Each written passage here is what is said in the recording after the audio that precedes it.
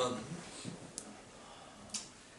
주전 586년 바벨론의 침략으로 예루살렘이 폐허가 되고 성전은 무너지게 됩니다. 도도했던 유다 민족의 주권이 하루아침에 유린된 사건을 오늘 본문은 무덤이라 이렇게 기록을 한 것입니다. 본문 13절을 보시면 주님이 이렇게 말씀을 하십니다. 내 백성들아, 내가 너희 무덤을 열고 너희로 거기서 나오게 한즉, 이렇게 말씀을 합니다. 무덤은 죽은 시체를 넣어둔 곳이 무덤입니다. 나라마다 무덤의 형태와 시체를 보관하는 방법은 각각 다르지만 어느 나라든지 무덤은 죽은 자의 거처지요. 그래서 무덤은 생명이 없는 것입니다. 무덤 속에 생명이 있다는 소리를 여러분 들은 적 있나요? 난 못 들었어요. 여러분도 들으신 적이 없을 것입니다. 생명이 있는 것은 무덤에 들어갈 수 없지요. 무덤은 죽음만 있을 뿐 생기나 생명이나 호흡과 생명이 없습니다. 그래서 무덤이란 생명을 가지고 살다가 호흡이 끊어져서 죽은 사람들이 들어가는 곳이 바로 무덤인 것입니다. 또한 무덤은 공기의 순환이 없습니다. 유대인들은 돌무덤을 만들고 돌로 무덤의 입구를 막거나 뚜껑을 덮습니다. 성류순례를 가보시면 그 감람산에 이스라엘 사람들의 무덤이 수없이 많이 있습니다. 보시면 우리네 같이 땅을 파고 거기 시체를 묻고 비석을 세우는 것이 아니라 돌로 이렇게 세워서 뚜껑을 덮거나, 또는 나사로를 주님이 살릴 때 무덤 입구에 가서 예수님께서 나사로에게 명령하기 전에 너희는 돌 입구를 막, 무덤 입구를 막고 돌을 옮기라고 그러십니다. 무덤 입구를 돌로 이렇게 막아놨어요. 그 무덤의 형태가 우리가 좀 다른 데가 있습니다. 그런데 미국과 우리 한국 사람은 땅을 파고 묻는 다음에 콕콕 밟아요. 살아서 다시 돌아올까 그러나요? 왜 이렇게 그냥 콕콕 밟습니까? 그리고 흙을 다진 후에 그 위에 비석을 세우는 것입니다. 그래서 무덤 속에는 공기의 순환이 있을 수가 없는 것입니다. 왜냐하면 생명이 없는 곳에는 공기가 필요하지 않기 때문이지요. 하지만 살아있는 사람이나 짐승도 초목도 생명이 있을 동안에는 공기를 필요로 하고 또한 호흡과 탄소와 동화작용이 필요한 것입니다. 이러한 공식은 영혼의 세계에도 똑같이 적용이 되는 것입니다. 죄로 죽은 영혼은 영적인 숨을 쉬지 못하는 것이지요. 그래서 하나님께서 아담을 만드실 때에 흙으로 빚어넣으시고 죽은 생명이었어요. 그 코에 생기를 불어 넣으심에 생명이 된지라 그랬습니다. 그러니까 하나님께서 우리를 만드실 때에 흙으로 만드시고 아무 기식도 움직이지 못하는 이 죽어있는 영혼에게 생기를 불어 넣으셔서 생명으로 만들어 주신 것입니다. 그래서 하나님으로부터 받은 이 생명이지만 죄를 짓고 타락하는 순간 그 생명을 잊어버리고 영적인 호흡이 끊어지고 마는 것입니다. 다시 말하면 영혼이 죽는 것이지. 우리 역시도 죄를 짓고 하나님을 떠나면 육은 살아서 먹고 마시고 움직이지만 생기를 잊어버리고 살아가는 사람과 같은 것입니다.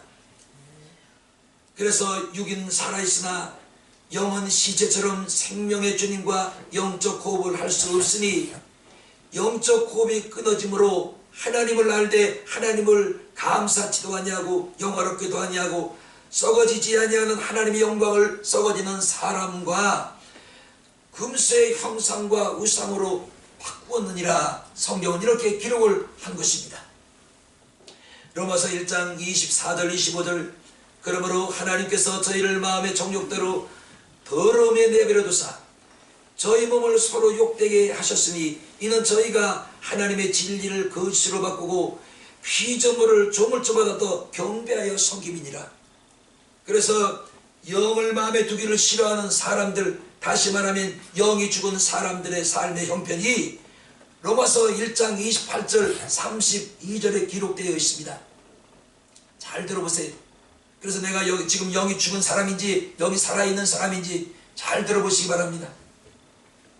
또한 저희가 마음에 하나님 두기를 싫어하며 하나님께서 저희 마음을 상실한 대로 내버려 두사 합당치 못한 일을 하게 하셨으니 곧 모든 불의와 추악과 탐욕과 악의가 가득한 자유, 시기, 살인, 분쟁, 사기, 악독이 가득한 자유, 수군수군하는 자유, 비방하는 자유, 하나님이 미워하는 자유, 교만한 자유, 능욕하는 자유, 자랑하는 자유, 악을 도모하는 자유, 부모를 거역하는 자유, 우매한 자유, 배역한 자라, 무정한 자유, 무자비한 자라. 저희가 이 같은 일을 행하는 자를 사형에 해당한다고 하나님이 정하심을 알고도 자기들 뿐만 행하는 것이 아니라 또한 그 일을 행하는 자들을 옳다고 여긴다는 거예요.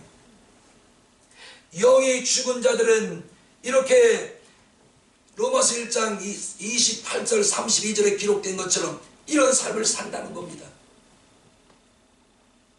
그래서 오늘 여러분 수근수근하고 수악한 일을 하고 불의한 일을 하고 탐욕을 부리고 시기하고 살인하고 분쟁하고 다투고 언쟁하고 분노하고 사기치고 악독이 가득한 자, 하나님을 미워하는 자래요. 교만한 자, 능욕하는 자, 자랑하는 자, 악을 도모하는 자, 부모를 거역하는 자, 이게 영이 죽은 사람들의 형편이라는 것입니다. 오늘 여러분이 이 영이 죽은 사람의 삶을 살고 있다면 이제 다시 하나님께서 그 영이 죽은 무덤에서 여러분 영혼을 나오게 하시고 여러분에게 생명을 주시되 살려주시는 은혜를 입혀주실 줄로 믿습니다. 아멘. 뿐만 아니라 무덤은 삶이 없습니다.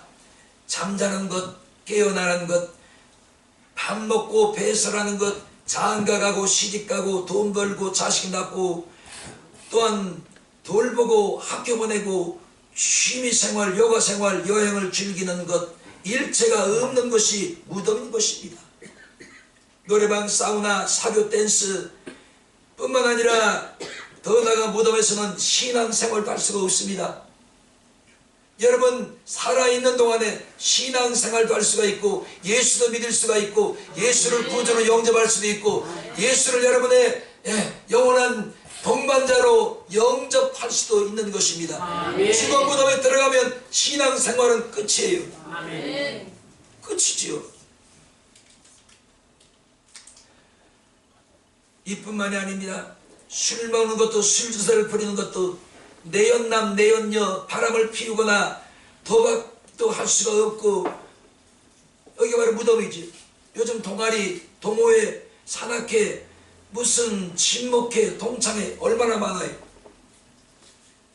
여러분 그 사회면을 보니까 요즘에 불륜이 제일 많이 일어나는 것이 동호회랍니다. 무슨 회 여기서 불륜이 제일 많이 일어난대요. 더 나가서 무덤에서는 이런 생활도 하실 뿐이 아니라 한 가지 분명한 것이 있다면 서서히 그러나 분명하게 죄를 짓고 쾌락을 즐기며 죄를 짓고 살던 몸뚱아리는 무덤 속에 들어가면 썩어져서 서서히 흙으로 변하고 마는 것입니다. 우리 육체도 똑같은 거예요. 죄를 짓고 쾌락하고 이 땅에서 정말로 개똥에 굴러도 이 땅에 사는 게 나 때문에 저승보다 나 때문에 그래 살아봐라. 그래서 쾌락을 즐기고 이 땅에서 죄를 짓고 몸뚱아리를 함부로 굴리고 살던 그 영혼도 땅속에 들어가면 한 가지 분명한 진리는 썩어서 흙이 되고 마는 것입니다. 뿐만 아니라 그곳에는 미움도 없습니다. 시기와 질투도 싸움도 분쟁도 불행한 더 이상 사랑도 없는 것이죠. 거기 언어도 표현도 없습니다. 오직 침묵만이 있을 뿐인 것이지요. 이 땅에 있을 때에 모든 부귀 영화를 거머쥐고 쾌락 화려한 부귀 영화를 다 쥐락펴라고 누릴지라도 무덤에 들어가면 아무것도 할 수가 없는 것입니다. 그래서 욥은 이렇게 고백했습니다. 1장 21절 가로되 내가 모태에서 적신으로 나왔은 적 또한 적신으로 다시 돌아갈지니라. 얼거숭으로 여러분 이 세상에 나왔기 때문에 가는 것도 뻘거숭으로 간다는 거예요. 이 세상에서 가지고 있는 것은 아무것도 가져갈 수 없고 여구 영화, 부귀 영화, 쾌락도 화려한 것도 가져갈 수 없다는 것입니다. 중국 사람들은 그런 데잖아요. 죽을 때 내가 더 거짓말을 시키고 사람을 더 속이지 못하고 죽는 게 원통하다고 그랬대요. 중국 사람은 그리고 죽는답니다.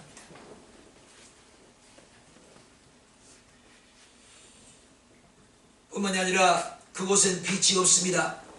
유대인들은 무덤 속 음부를 수울이라고 불렀습니다. 수울은 흑암으로 가득 찬 빛 한 점 없는 암흑에 시계는 것이죠. 빛이 없는 것은 무덤뿐만이 아닙니다. 휘황찬란한 상들의 불빛이 빛나는 명품 매장일지라도 그곳에 진리와 생명의 빛이 없다면 바로 거기가 죽은 무덤인 것과 같은 것입니다. 휘황찬란한 조명에 명멸한 서울 명동거리도 그것에 신앙과 양심의 빛이 없으므로 양심이 죽은 자들이 모이는 그것 또한 영적으로 죽은 무덤과 다를 바가 없는 것입니다. 아무리 잘 먹고 잘 입고 잘 쓰고 명품으로 휘감고 즐기며 최고급 와인을 입에 달고 펜트하우스에서 살지라도 그것에 영혼을 비치는 예수의 생명의 빛이 없으면 그것도 죽은 무덤인 것입니다. 아멘. 오늘 여러분 살아가는데 예수의 생명이 있는지요? 아멘. 예수의 생명이 없으면 아무리 화려한 곳에 여러분이 살지라도 그것은 무덤과 똑같은 것입니다. 아멘. 뿐만 아니라 아무리 고매한 성품과 인격을 갖추고 모든 세상 권세를 틀어지고 높은 자리에 앉아 있을지라도 그 영혼 속에 예수의 생명의 빛을 소유하지 못한 사람은 무덤에 갇힌 사람과 똑같은 것입니다. 그래서 그런 사람은 수울 속에 갇혀 있는 사람인 것이지. 그래서 요나는 이렇게 표시를 했습니다. 가로되 내가 받은 고난을 인하여 여호와께 불러 아뢰었사오니 주께서 내게 대답하셨고 내가 수울의 뱃속에서 부르짖었다오니 주께서 나의 음성을 들으셨도다. 수울 속 어둠 속에 우리가 갇혀 있을지라도 영이 살아있는 영혼, 예수의 생명을 가지고 있는 영혼은 어떤 어둠 무덤 속에 갇혀 있을지라도 내 속에 하나님의 빛과 하나님 예수의 생명이 살아있으므로 어떤 무덤 속에 있을지라도 내가 하나님을 찾는다는 거예요. 요나같이. 그리고 하나님의 음성을 들을 수가 있다는 것입니다. 이게 예수의 생명을 가진 자와 예수의 생명을 갖지 않은 자의 차이인 것입니다. 아멘. 이곳에는 빛이 없지요. 그랬어요. 또 더 나가서 무덤은 생명이 떠난 인간의 육체가 들어가는 종착역입니다. 여기 한번 들어가면 나올 수가 없어요. 얼마 전만 해도 시골에 가면 죽은 사람들의 시신을 연구차로 운구하는 것이 아니라 상여로 운구를 하게 됩니다. 저는 상여를 몇 번 내봐서 알아요. 참 그때는 뭐 아무것도 모르니까 예수도 모르고 뭔지도 모르니까 젊은 기분에 상여를 몇 번 면 적이 있습니다. 그런데 이 상여가 생활에 여유가 있는 집의 장례식은 상여를 화려하게 치장을 해서 그 안에 시신을 싣고 운구를 하는 것이지. 장례식장엔 상여를 어깨에 메고 양쪽에 쭉 이렇게 두 줄로 서서 이제 상여를 메고 가면 앞에서 이 상여를 이제 이끌어가는 사람이 있습니다. 그 사람 손에는 이런 종을 들고 땡그랑 땡그랑 종을 칩니다. 그러면 이 종을 치면서 구슬픈 이 소리로 이렇게 말합니다. 난 다 알지는 못해요. 다 잊어버렸어요. 이제 가면 언제 오나 다시 못 올 이 길 이제 가면 언제 다시 오나 외치면 양쪽에 상해를 메고 가는 사람들이 뭐라는지 아세요? 듣기들은 다 들으셔요. 어이 어이 어이 어이 어이 어이. 상여를 메고 가는 사람들은 앞에서 종을 치면서 그 이끌어가는 사람이 선창을 하면 그 뒤에 이어서 또 답을 해줘야 돼요. 그 처음에 상임할 때 그게 부끄럽더라고. 근데 자꾸 몇 번 매니까 부끄러운 게 싹 없어져요. 근데 여기 보면 그 상해자비가 하는 말 중에 아주 진리가 있습니다. 이제 가면 언제 오나 다시 못 온 이 길 나를 두고 먼저 가시네. 언제 다시 오시려고 먼저 가시네. 언제 다시 오기는 못 와. 가면 끝이요. 그러면 이런 삼창을 하면 뒤에 따라가는 사람들이 이제 그거 맞춰서 또 이제 화답을 하잖아요. 그러면 상해를 매보신 분들은 다 압니다. 그 상해를 저도 앞에서 몇 번 메어봤어요. 젊은 기분에.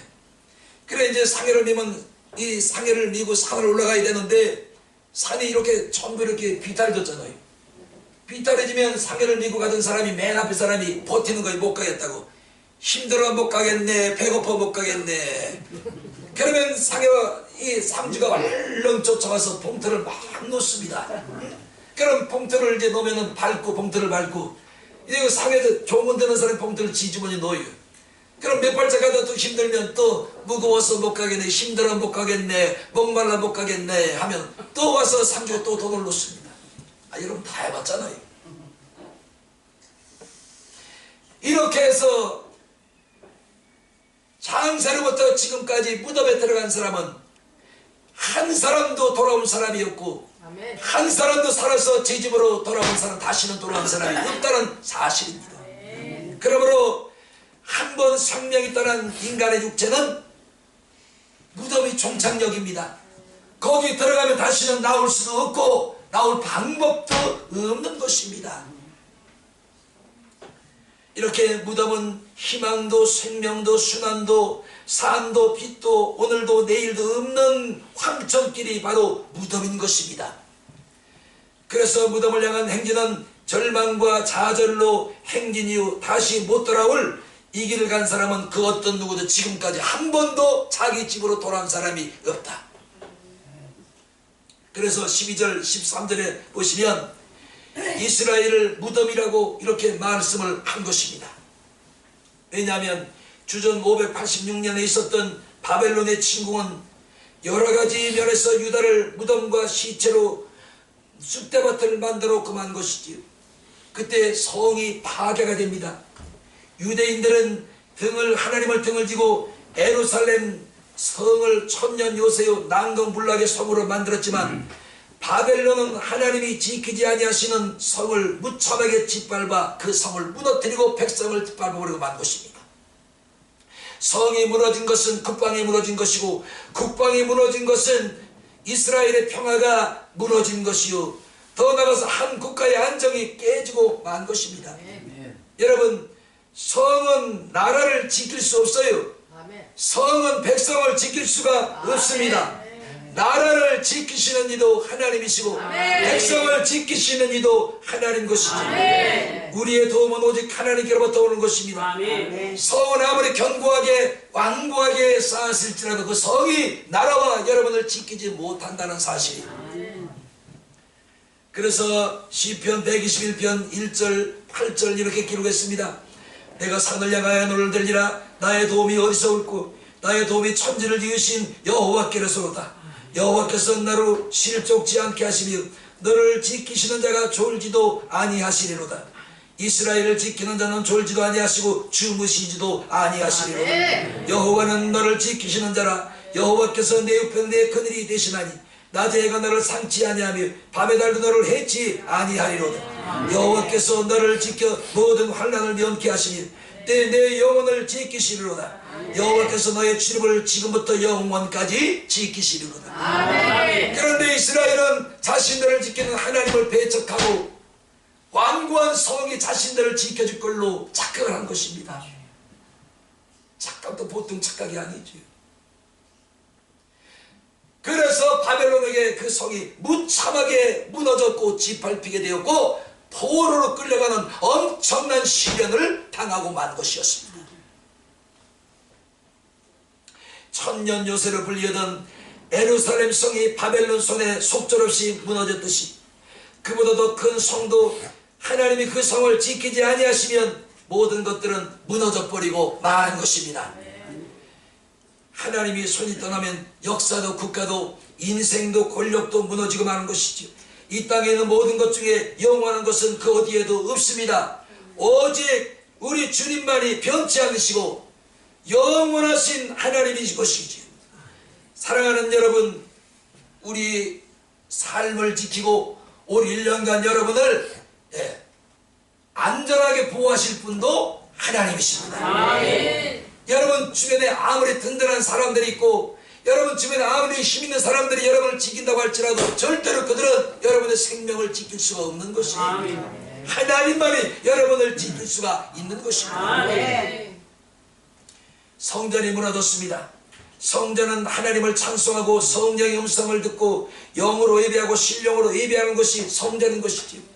그리고 하나님을 영으로 만나고 말씀으로 만나고 찬송 중에 만나고 기도 중에 음성을 듣고 만나는 것이 성전인 것입니다.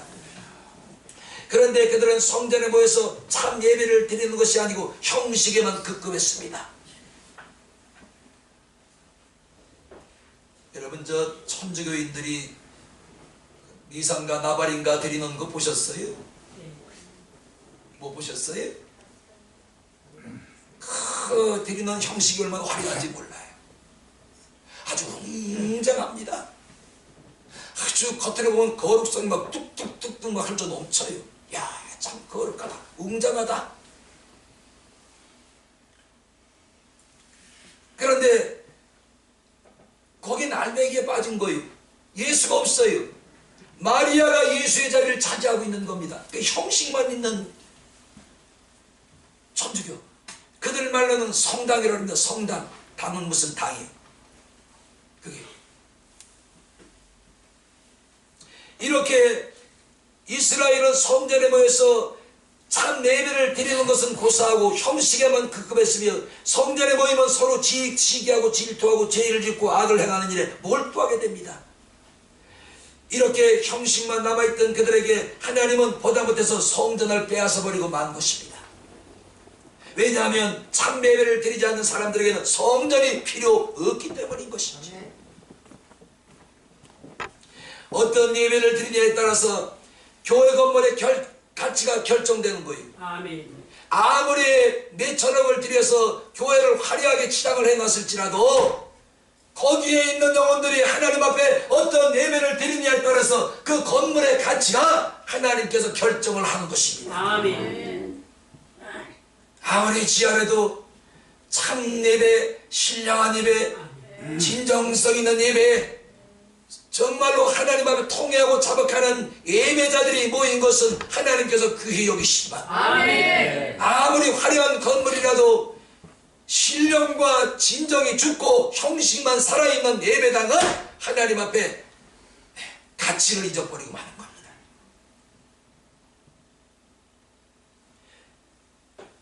그러므로 우리는 성전에 모일 때 예배 드릴 때 하나님이 기뻐하시고 받으실 만한 산제사의 예배를 드려야 할 줄로 믿습니다. 아멘. 로마서 12장 1절 그러므로 형제들아 내가 하나님의 그 자비하심으로 너희를 권하노니 너희 몸을 하나님이 기뻐하시는 산제사로 드리라. 이는 너희의 드릴 영적 예배니라. 예배가 살아있는 성전은 절대로 하나님의 성전을 무너뜨리지 않습니다. 참 예배가 있는 곳 성령이 운행하시고 예수의 생명과 예수의 생수가 흐르는 곳은 절대로 하나님께서 끝까지 지켜주시는 것입니다. 그래서 예수께서 베드로에게 말씀을 합니다. 마태복음 16장 18절 뭐라 그러시는가요? 내가 이 반석 위에 교회를 세우리니 음부의 권세가 이기지 못하리라. 신령과 진정한 예배가 있는 것은 흑암의 권세가 교회를 이기지 못하는 것입니다. 아멘. 화려한 건물을 가졌어도 형식만 남아있는 교회는 음부의 권세에 밥이 되고 마는 것이지. 아멘. 왜냐? 하나님이 지켜지지 않기 때문에 것입니다. 아멘. 그 다음에 나라의 주권, 자신의 주권을 빼앗깁니다. 나라가 있어도 내 나라라고 말 못하고, 집이 있어도 내 집이라고 말 못하고, 땅이 있어도 내 땅이라고 말 못하는 것이 만국인이 가지고 있는 가련한 신세인 것입니다. 내 나라가 있는데 내 나라라고 말을 못하는 거예요. 내 집이 있는데 내 집이라고 말을 못합니다. 이 만국인, 나라를 뺏긴 자들이 가지고 있는 서러움이요 슬픔인 것이죠. 지금 해외 언론들은 우리 한국을 희망이 없다니 계엄으로 탄핵으로 이어지는 국내 패거리 정치 형식을 빗대어 조롱을 하고 있습니다.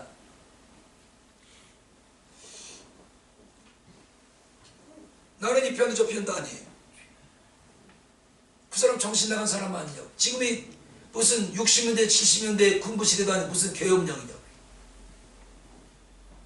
쪽수가 딸려서 자기가 정책을 펼치지 못하면 아니 가서 타협하고 협력해야죠. 좀 도와달라. 네? 이게 계엄으로 해결될 문제가 아니잖아요. 그래야 안 그래? 난 그렇게 봐요. 난 이 편도 저 편도 아닙니다.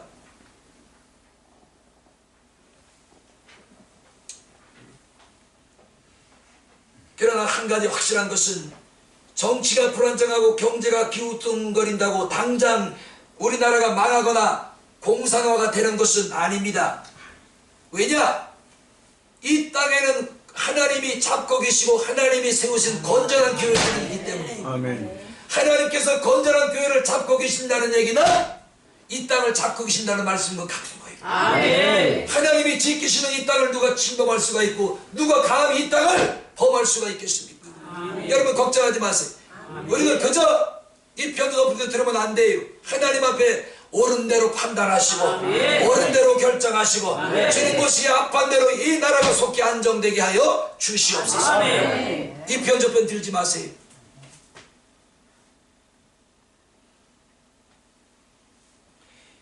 이제 정치도 정신을 차려야지요. 나라와 국민을 위한 애민의 정치로 돌아가야 되고 국민을 위한 정치, 국민들이 납득할 만한 정치를 해야 됩니다. 누구 한 사람의 사당이 되어서도 안 되지요. 경제는 회복하면 되는 것입니다. 하지만 나라의 주권을 한번 잊어버리고 빼앗기면 다시는 그 주권을 찾을 수가 없는 것입니다.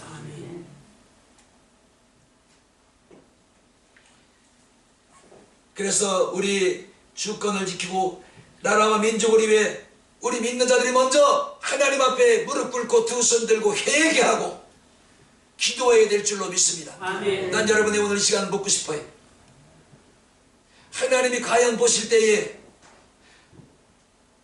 우리가 내는 세금을 가지고 먹고 마시고 활동하며 살아가는 저 정치꾼들이 애국자일까요?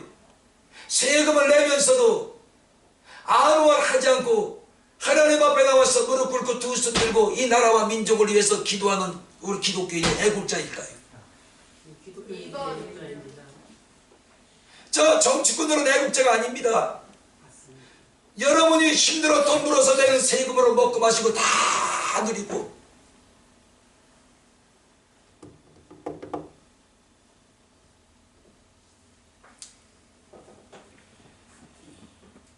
이뿐이 아닙니다. 그들은 죄가 있어도 감옥에 잘 안 가요. 특권이라는 게 있다면 특권, 개뿔이나 무슨 특권이에요.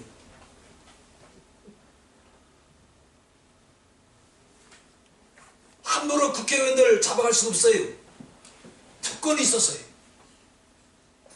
참 우리가 볼 때 불합리한 게 많지요.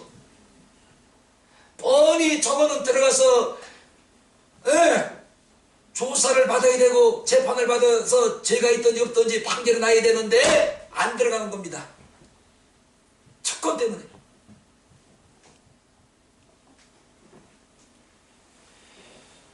우리는 세금은 물론 대한민국의 안정과 안녕을 위하여 기도하는 우리 기독교인이 진정한 애국자인 것입니다. 그러므로 우리나라 이 나라의 주권은 정치인들의 쟤들 게 아니에요. 우리 거예요. 아멘. 우리 거. 아멘. 여러분 우리의 주권을 정치인들에게 내주면 안 돼요. 아멘. 내 주권 하나님이 주신 내 주권은 내가 지켜야죠. 아멘. 아멘. 저 300명에게 내줄 겁니까? 억울하지 않아요?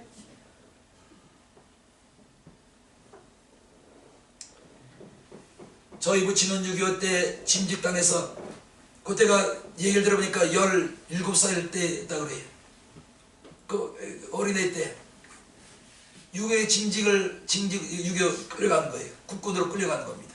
징직을 당해서 가야지 어떻게 해요. 그래서 전쟁에 나가서 폭탄이 터졌는데 이 파편이 터가지고 오른쪽 넓적다리를 간통을 해버린 거예요. 그리고 파편이 얼굴을 오른쪽을 뚫고 나갔어요. 그래서 걸음을 죽을 때까지 똑바로 못 걸어요. 항상 찌를 거예요. 이렇게 걸어. 이렇게.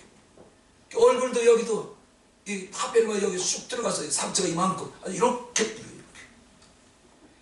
그런데 작년 재작년 천국까지 42년 만에 그 보훈병원에 우리나라 국군 그 병원에 유교에 나가서 파편을 맞아서 병원에 입원해서 치료받은 그 기록이 남아있는 거예요. 그거 어떻게 찾았는지 몰라요. 그래가지고 국가유공자로 선정이 됐습니다. 죽은 다음에 42년 만에 선정이 됐어요. 그런데 본인은 죽고 막 웃는데 뭐 본인이 있으면 더 많은 혜택을 누릴 텐데 못 누리니까요. 그런데 그 자녀들을 쭉 있는데 그 자녀들이 많아도요 수권자 한 사람만이 혜택을 입을 수가 있어요. 누구를 지정하더니 그 사람만이. 그 형제들의 동의를 다 받아야 돼. 그러면 수권자가 되면 그 보훈 유공자의 그 자녀들은 어떤 혜택을 입냐면 아파트를 어디 청약을 하면 갔다가 신청을 하면 우선순위입니다. 뭐 순위고 이런 거 다 필요 없어요. 우선순위로 유공자들에게 아파트를 분양을 먼저 줍니다. 엄청난 특혜잖아요. 애들 다 학교 무료예요. 근데 우리는 뭐 이제 다 죽을 때가 거의 천국 같게 했는데 뭐 하나도 못 일이죠. 더 나가서 죽을 때까지 적어 나오잖아요. 그 다음에 비행기를 타거나 기차를 이용하게 되면 30%인가 40%인가 DC가 됩니다. 유공자들. 엄청나게 혜택이잖아요. 그런데 나는 그걸 받을 수가 없어요. 우리 사형대가 나이가 제일 많은 우리 큰형을 수권자로 세웠기 때문에 그 사람만 지금 누리고 있는 거예요. 어떻게 보면 좀 억울해요. 왜 억울했냐면 저희 아버지 유공자를 만드는데 저하고 이거목 사모가 아주 며칠을 쫓아다니면서 그걸 만들어 놓은 거구나. 그 만들어 놓으니까 엉뚱한 사람이 누리고 있는 거예요. 근데 내가 이제 나보다 이제 5살 많이 건 지가 나보다 먼저 가겠지. 그때 내 처지가 올랐는지 난 모르겠어요. 그런데 한 가지 뭐가 또 있냐면 한 사람의 수권자가 있더라도 다른 형제들이 있으면 그 다른 형제들에게 뭔 특혜를 주냐면 복권방 요즘 많이 생기지요. 복권들도 안 사보시는가 봐. 참 믿음들이 좋으셔. 복권방을 차릴 수 있도록 그 보험부에서 허가를 내줘요. 그러니까 복권하는 그 복권방 다 그 유공자들 자녀예요. 자기 하고 싶어 하는 게 아닙니다. 그래서 작년부터 올해도 이게 6개월 전부터 신청을 해야 되는데 난 자꾸 잊어버려요. 그걸 해야지 그래도 해서 그냥 용돈 됐으면 얼마나 좋을까. 그런데 꼭 지나고 난 다음에 11월 가면 그 생각이 난단 말이에요. 그래서 작년에도 못했어요. 여러분 노래는 제가 잊어버리고 그거 물어보세요. 했냐고? 네. 손바닥에 쓰세요. 손바닥에 쓰세요. 그 지워지지.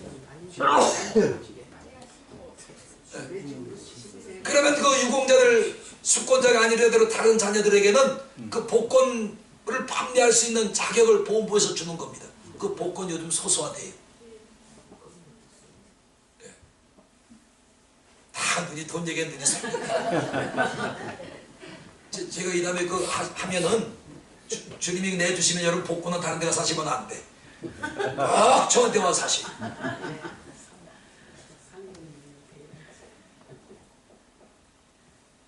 이때 이렇게 몸 바쳐서 국가를 위해서 민족을 위해서 빨갱이 공산국가 싸웠던 유공자들이 있었기에 이 나라에 지금까지 주권을 잃지 않고 가지고 있는 겁니다. 아멘. 그때 이런 유공자들이 없었다면 어떻게 됐을까요? 지금 김정은이 밑에서 어버이 김정은 원수님 사랑합니다. 꽃다발 들고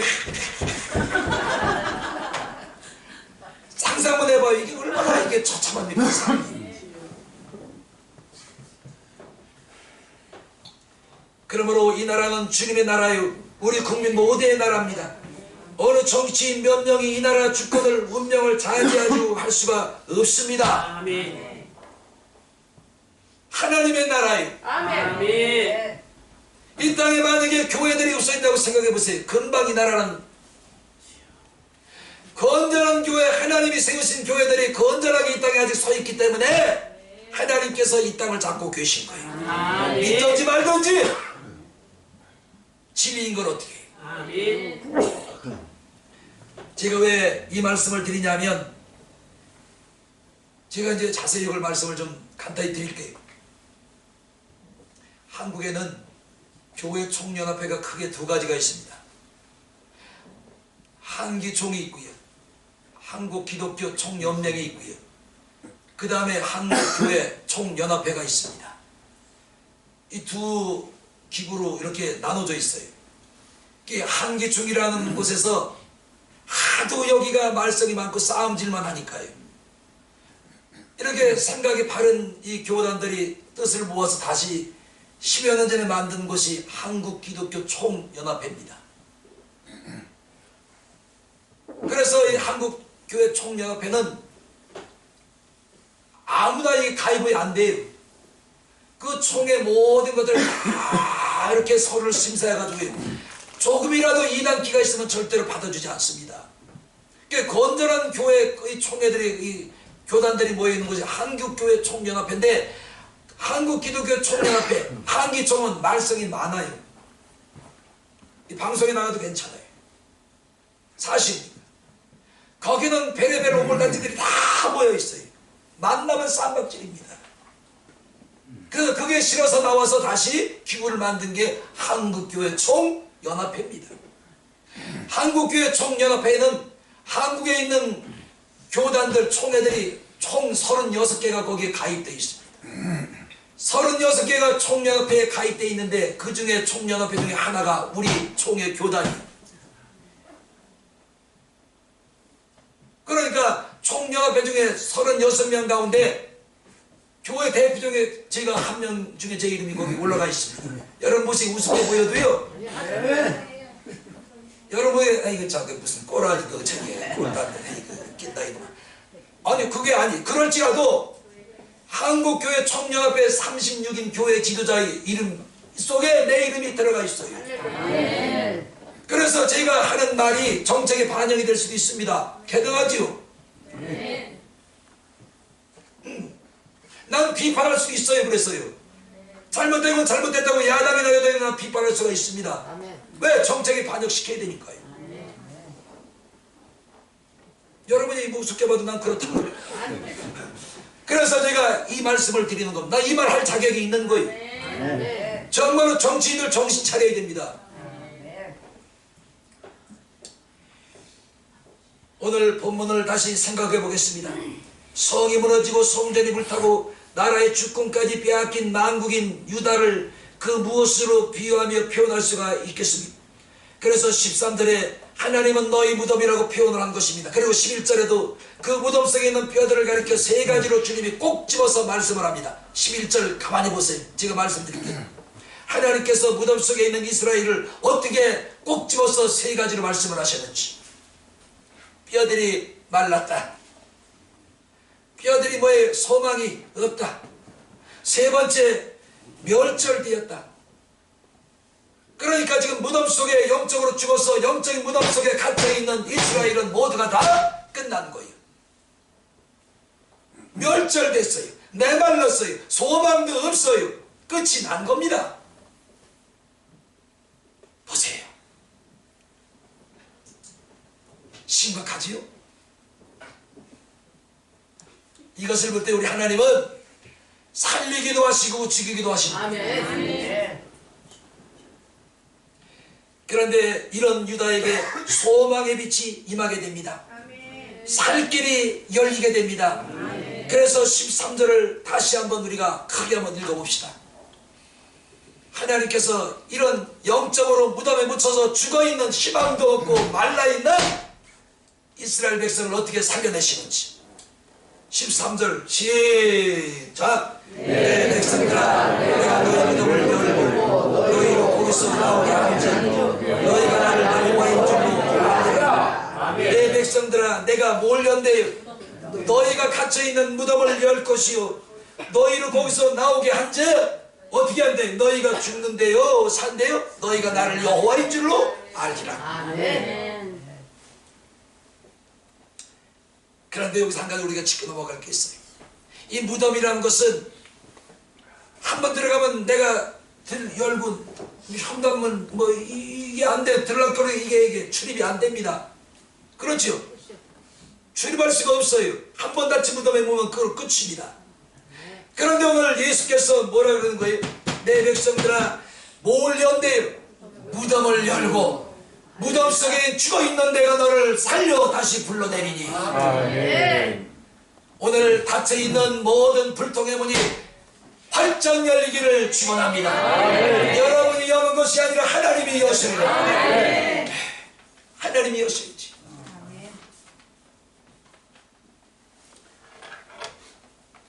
계시록 3장 7절 8절 빌레갈보의 교회 사자에게 편지하기를 거룩하고 신실하신 다윗의 열쇠를 가지시니 곧 열면 닫을 사람이 없고 닫으면 열 사람이 없는 그이가 가라사대 볼지어다 내가 네 앞에 열리문을 두었으되 너희 닫을 사람이 없으리로다. 하나님이 닫으면 열 사람이 없고 열면 닫을 사람이 없다는 거예요. 그런데 오늘 보니까 영으로 죽어있는 무덤 속에 갇혀있는 이스라엘을 하나님이 무덤 문을 신이 여시고 메말랐고 소망도 없고 완전히 죽어서 뼈만 남아있는 앙상한 뼈들을 다시 불러내서 아멘. 14절 결론 어떻게 하나님 결론을 내시나 봅시다. 시작. 내가 또 내 신을 너희 속에 두어 너희로 살게 하고 내가 또 너희를 너희 고토에게 나 여호와가 이 일을 말하고 이런 줄을 너희가 알리라. 나 여호와의 말이니라 하셨다. 자 여기서 무덤에서 무덤을 열고 불러내신 다음에 가만히 놔둔 게 아니야. 넌 못대로 한번 해봐라. 얘. 너 나왔으니까 네가 살고 싶으면 살아봐. 그런데 무덤 속에서 나오긴 나오는 생명이 있어야 살지. 무덤 속에서 나오긴 나오는데 생명이 있어야 살지. 그래서 14절에 보니 내 신을 너희 속에 두어 너희를 어떻게 살게 하고. 아멘. 오늘 하나님께서 여러분을 살리십니다. 아멘. 질병에서 살아나시기를 축원합니다. 시험에서 살아나시기를 축원합니다. 환난과 모든 핍박과 어려운 일들 가운데서 다시 살아나시기를 주의 이름으로 축원합니다. 하나님은 무덤에서 그 잡아내시는 분이요 가만 놔둔 것이 아니라 그에게 살을 살려 생명을 주셔서 살아나게 하시는 것입니다. 우리 1년간 여러분이 이 하나님을 붙들어야 돼. 다른 거 없어요. 정치 여러분 먹여 살려주지 않아요.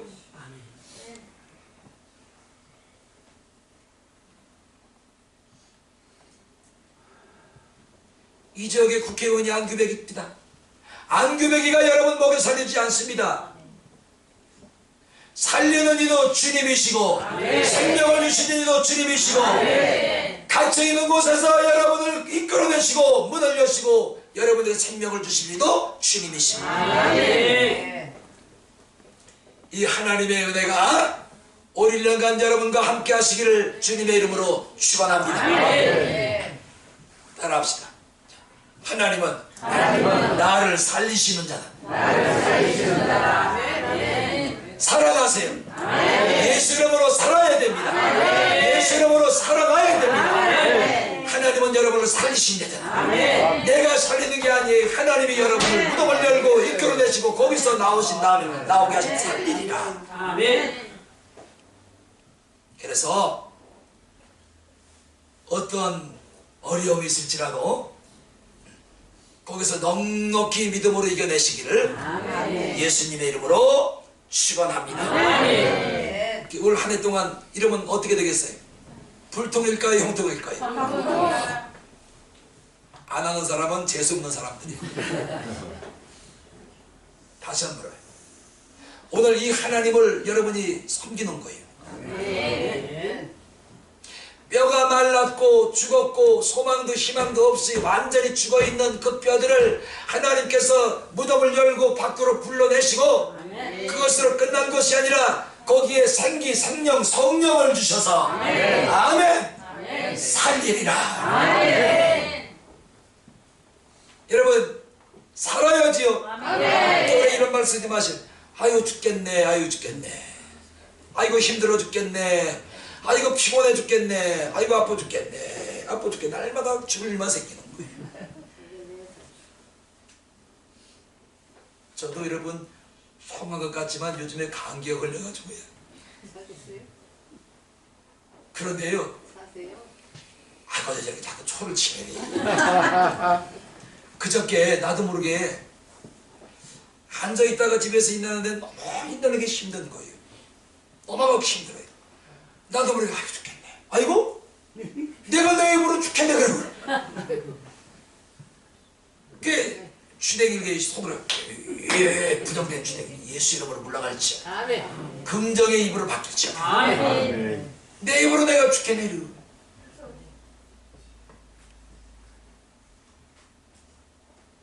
자 다시 한번요. 올 한 해 동안 살리는 주님을 모시고 그분과 연합하고 동행하시기를 주의 이름으로 축원합니다. 하나님이 하시면 되는 거예요. 여러분이 하면 안 되더라도 하나님은 가능하십니다. 못하실 일이 뭐가 있겠어요. 그러니까 좋은 일이 있을까요? 나쁜 일이 있을까요? 좋은 일이 따라옵시다. 주여 주여 살리시니 좋은 일이 일어납니다. 아는 사람 안 아는 사람은 반대일 거예요. 죽는 일만 있을 거예요. 다시 한번 주여 살리시니 좋은 일이 일어납니다. 무슨 일? 좋은 일. 기도해요.